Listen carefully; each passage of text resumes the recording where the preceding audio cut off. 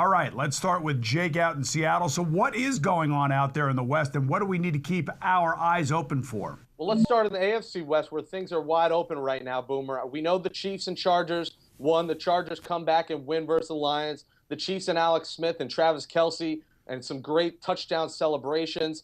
But Peyton Manning looked very pedestrian in that performance against the Ravens where their defense led the way. So I think that AFC West right now is really up for the taking.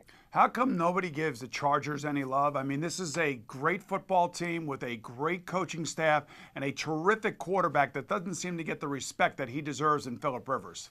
You're 100% right, Boomer. I mean, Phillip Rivers, the guy got paid. I mean, it wasn't Friday night, but he just got paid. And that team is really good. But again, what's going on at running back? Is Melvin Gordon going to be the guy? That's always been their issue. They've had number 2 and 3 receivers, no true number 1 there. And Keenan Allen really wants to become that guy this year.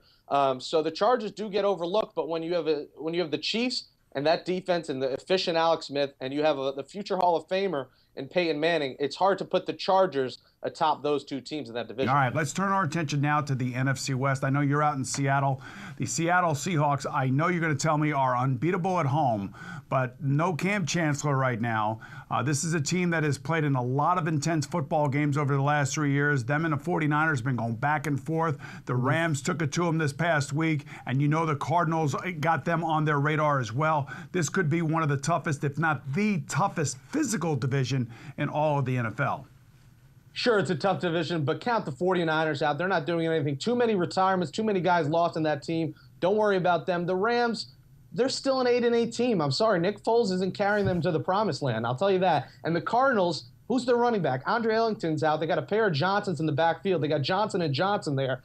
And right now, the Seahawks, you have Jimmy Graham. You give Russell Wilson the red zone threat that he needs. Cam Chancellor's coming. You know they're getting a deal done, and you're not seeing folly floaters from Nick Foles in the secondary being completed because he's picking those things off. So watch out for Cam Chancellor when he comes back, because that defense will be unstoppable again. All right, how about the Seahawks now going on the road this weekend against the Green Bay Packers? Let's face it, Green Bay has everybody back with the exception of Jordy Nelson. And I know you're going to tell me that is a big missing piece. I get that. But they also signed James Jones right before the season started. An old friend comes back. All he does is catch 2 touchdown passes against the Bears. You know what happened in this playoff game last year between these two teams, and you know that the Green Bay Packers are going to be sitting there at Lambeau Field. They can't wait for the Seahawks to get in there Sunday night. How do you expect the Seahawks to handle that environment?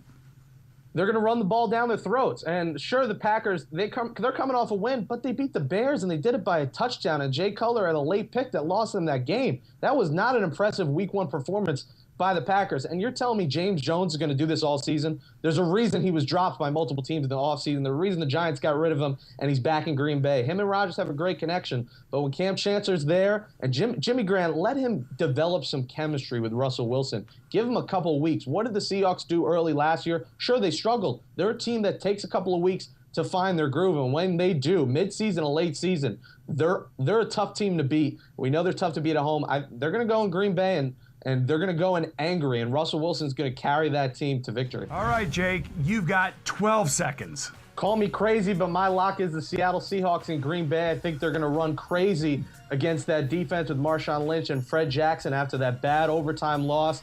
I'm taking the Seahawks to stun the Packers in Lambeau. Right before the whistle. Great job, guys. Definitely some picks that I'll have my eye on. Seattle over Green Bay at Lambeau Field. Well, that's a little gutsy there, Jake. I like it, though.